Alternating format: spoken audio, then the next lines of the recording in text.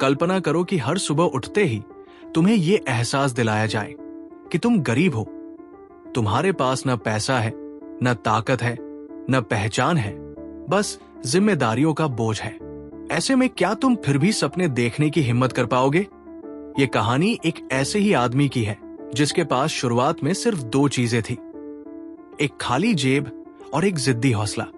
उसका नाम रमेश था। रमेश एक छोटे से गांव में पैदा हुआ था, जहां गरीबी आम बात थी और बड़े सपने देखना पागलपन माना जाता था। उसके पिता रोज सुबह मजदूरी के लिए निकलते थे और शाम को थके हुए लौटते थे। कभी पूरी मजदूरी मिलती थी, कभी आधी। उसकी मां लोगों के घर बर्तन धोती थी और कई बार अपना खाना छोड़कर बच्चों को खिला देती थी। रमेश बचपन से ही समझ गया था कि उसकी जिंदगी आसान नहीं होने वाली।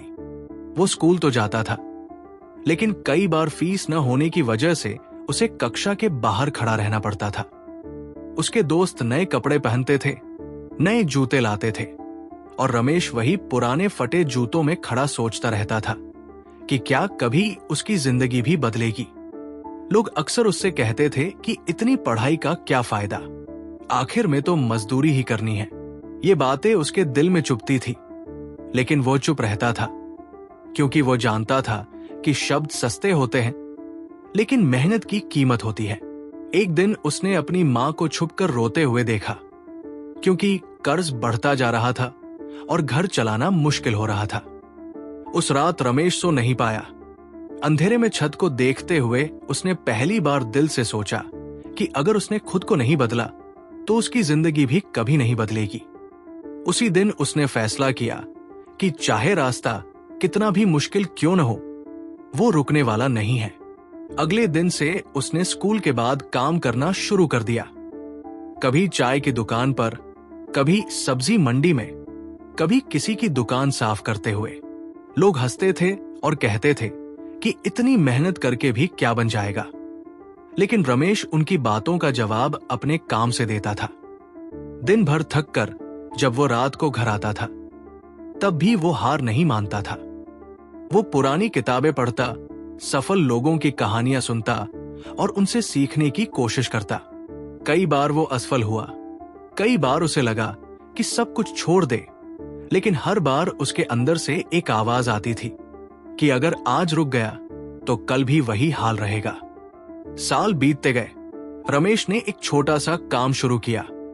पहली बार नुकसान हुआ, दूसरी बार भी नुकसान हुआ, तीसरी बार लोगों ने कहा कि ये सब छोड़ दे, लेकिन रमेश जानता था कि जो आदमी मेहनत से भागता नहीं है, एक दिन मेहनत उसे जरूर गले लगा लेती है। धीरे धीरे उसने सीखना शुरू किया, अपनी गलतियों को सुधारा और अपने काम में ईमानदारी बनाए रखी। आज वही रमेश जो कभी गरीबी की वजह से लोगों की बातें सुनता था, आज अपने काम से पहचाना जाता है। वो अमीर सिर्फ पैसों से नहीं बना, बल्कि सोच से बना। उसने ये समझ लिया था कि गरीबी एक स्थिति हो सकती है, लेकिन किस्मत नहीं।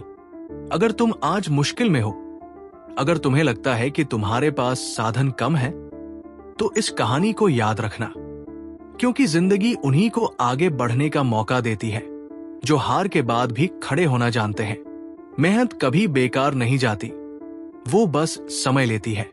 अगर तुम रोज खुद से किया हुआ वादा निभा रहे हो, तो एक दिन दुनिया को तुम्हें मानना ही पड़ेगा, और उस दिन तुम्हें एहसास होगा कि यही सफर तुम्हारी सबसे बड़ी कमाई था। अगर ये कहानी तुम्हें पसंद आई हो, तो वीडियो को लाइक करो और ऐसी ही प्रेरणादायक कहानियों के लिए चैनल को सब्सक्राइब करो।